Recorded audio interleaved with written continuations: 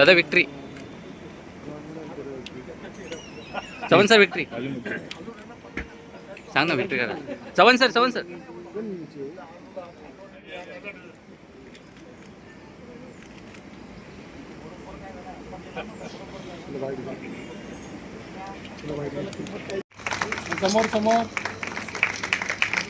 भारत माता की जय, भारत माता की जय। जोरदार टाळ्याने त्यांना धन्यवाद करूया.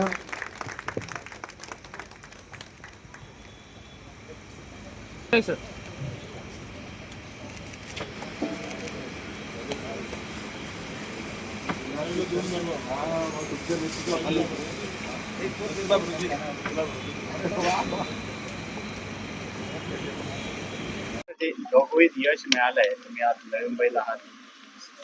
हे आपल्याला सर्वांना माहित आहे की देशाचे पंतप्रधान आदरणीय नरेंद्र मोदीजी, महाराष्ट्राचे लोकप्रिय असे मुख्यमंत्री आदरणीय देवेंद्रजी, त्यांच्या दोघांच्या नेतृत्वामध्ये या महाराष्ट्रातील असणाऱ्या स्थानिक स्वराज्य संस्थांच्या निवडणुका झाल्या. या अगोदरी नगरपालिकांच्या निवडणुका झाल्या होत्या. त्याही वेळेला अतिशय चांगलं यश हे महायुतीला प्राप्त झालं होतं. आणि आताही आपण पाहिलं असेल की 29 महानगरपालिकांमध्ये देवेंद्रजींच्या नेतृत्वात झालेल्या या सर्व निवडणुकांमध्ये अतिशय चांगलं यश हे संपूर्ण महाराष्ट्रात मिळालं.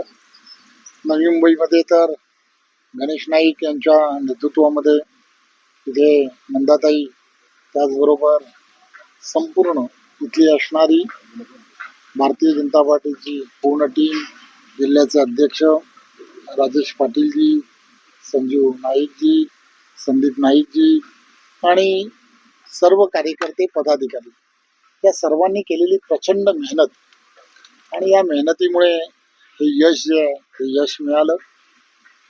नाईक साहेब नेहमीच एक विजन ठेवून या नवी मुंबई महानगरपालिकेमध्ये वर्षानुवर्ष काम करतात आणि त्यांनी नवी मुंबईतील असणाऱ्या मतदारांना येणाऱ्या काळामध्ये 20 वर्षासाठी काय विजन असणार आहे हे त्यांनी लोकांपर्यंत मांडण्याचा प्रयत्न केला.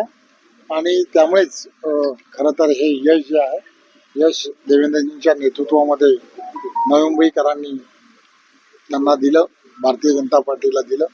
त्याबद्दल मी भारतीय जनता पार्टीचा अध्यक्ष म्हणून संपूर्ण नवी मुंबईतील मतदारांचंही मनपूर्वक धन्यवाद. सर, याच्यामध्ये महत्व आहे प्रदेशाध्यक्ष तुम्ही झाल्यानंतर मोठ्या प्रमाणात तरुणांची टीम जे निर्माण करणार आणि सर्वाधिक तरुण नगरसेवक जे आहे ते भाजपामध्ये आहेत. ही स्ट्रॅटेजी उपयोगी पडली प्रदेशाध्यक्ष नात्याने केलेली. खरं तर केंद्रीय नेतृत्वाने या संदर्भामध्ये नवनेतृत्वांना संधी देण्याच्या संदर्भामध्ये सातत्याने सांगण्याचा प्रयत्न केला आणि त्यामुळेच त्या दिशेने जाणं, ज्यावेळेला केंद्रीय नेतृत्व ज्यावेळेला दिशा देत असतं त्यावेळेला त्या दिशेने जाणं अतिशय सोपं असतं.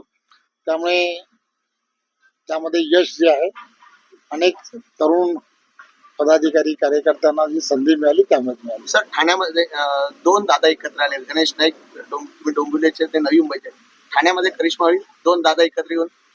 खरं तर निवडणुका आता संपलेल्या आहेत, त्यामुळे विकासात्मक जे विजन देवेंद्रजी प्रत्येक महानगरपालिकेच्या दृष्टिकोनातून त्यांनी ठरवलेलं आहे.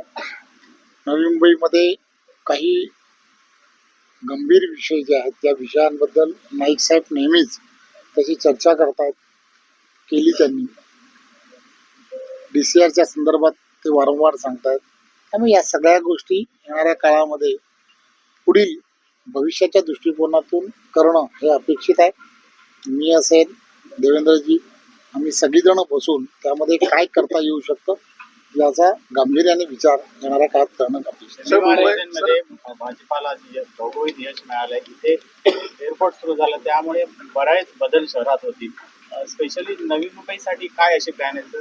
सर म्हणतात, नाईक सर म्हणतात, तर तुमचं राज्य सरकार म्हणून काय भूमिका राहील त्यांच्या?